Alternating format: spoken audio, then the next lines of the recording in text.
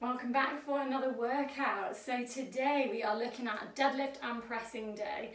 Love this combination of like a lower body pull and upper body push. This is going to work really nicely. So let's have a look at our warm up to start with. We're going to kick off with some good mornings. Now the format of this is classic EMOM, you know I love an EMOM. So we're going to do a minute of good mornings, a minute of something else, a minute of something else, and we'll go twice through. So that's a 6-minute warm up total. So the good morning is basically a deadlift without anything in your hands. So we're going to soften the knee, send the hips back as we hinge over, really nice flat back. This is just a body weight movement. So you should feel this starting to load those hamstrings.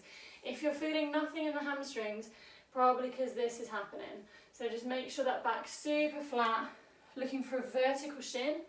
Note how my knees aren't coming forwards in a squat. I'm just hinging at the hip. So this is movement 1, so we'll do a minute of that. We're then going to do a minute of the IYT, which is on the floor. We're going to be making an I shape, a Y shape, and a T shape. But each time we're going to return to centre. So we go I, Y, T. A little bit of a whole YMCA thing going on there, but we're doing this on the floor.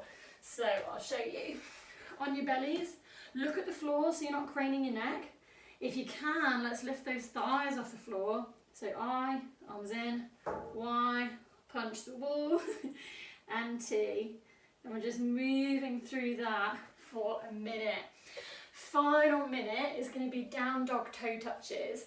So we're going to find this kind of downward dog yoga position. Don't worry if your heels aren't down, we can soften that knee, we can keep the heels up if we need to. And I'm just going to reach and touch the opposite toe with my hand. So it's getting the shoulders warm, but also stretching out those hamstrings again a little bit, ready for our deadlifts. So 6 minutes, we're all done that. We're now going to move on to the strength piece, where we're looking at some deadlifts and some floor press. So I've got my backpack again. Now again, we're looking at a 10-minute window, and we're going to move through 3 to 5 sets. A little bit like we did in the last session, and where you're moving at your pace. So you might find if you've got a really heavy object and we're looking to really load it up, maybe 3 sets is plenty. If we're going a bit lighter, we're just looking to move well, move consistently, you might squeeze more like 5 in there. So do what's right for you. So the deadlift, we've got that hinge at the hip with a nice soft knee and a flat back. This is our movement, but we're adding a tempo. Now the tempo is 3-0-3-0, which means 3 seconds down, no pause at the bottom, 3 seconds up, no pause at the top. So a rep is going to take 6 seconds. So it goes 1, 2, 3, 1, 2, 3, 1, 2, 3, 1, 2, 3. So 6 seconds for every rep, 8 reps. So that's nearly a minute for each set of those. So you can see how we'll like only just squeeze 5 sets in, even if you're moving pretty solidly for that whole 10 minutes. So we're doing then the same tempo for our floor press. So 3 seconds up, 3 seconds down. So we're starting here, make sure the wrists are over the elbows. Don't let that object come too far forwards because we've now lost this positioning here. So wrists over the elbows, and we're going 1, 2, 3, 1, 2, 3, 1, 2, 3, 1, 2, 3, and so on. So move really well, focus on really good positions. There's a lot of time under tension there, so you might find that even with a light object it starts feeling pretty heavy.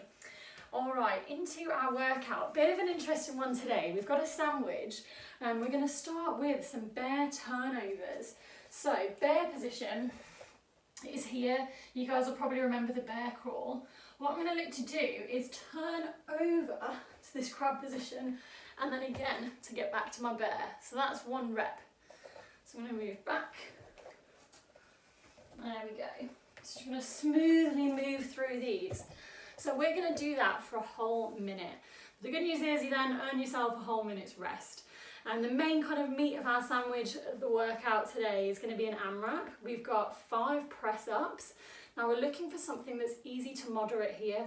So before you think, oh my God, that's going to take me 10 minutes, don't worry, we could literally go on a wall if you want to. So we could do our press ups here. Perhaps you could find a surface to go on. Please note my radiator is really solid, but yours might not be, so don't do this on a radiator unless you're sure. But we could do our press ups here, or we could go on the floor. Whatever you choose, I'd love for you to have a straight line from the shoulder to the toe rather than doing knee press ups. So if you're finding you're having to drop to the knees, instead keep the feet up, but elevate yourself onto a surface. So much better than going on the knees. Hopefully that makes sense.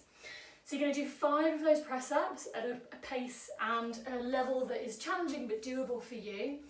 We've then got some single arm object up down deadlifts, which is a real mouthful. So I'll show you this. So let's put our object on the floor. We're going to do an up down over it, and then pick it up with one hand, coming down, and switching arms. So if you've got a dumbbell or something, that's going to work quite nicely. Bag works fine too, but we're going to alternate which arm we grab it with. Every one is a rep, so 20 reps means you'll pick it up with each arm 10 times. So we're just going to go round and round that for 10 minutes. Once you're done, we'll take a minute rest and finish with a minute of those bear turnovers just like we started. So again, look for really good positions, have a think about something good that's going to work well for you for the press up so it's sustainable, and have fun, guys.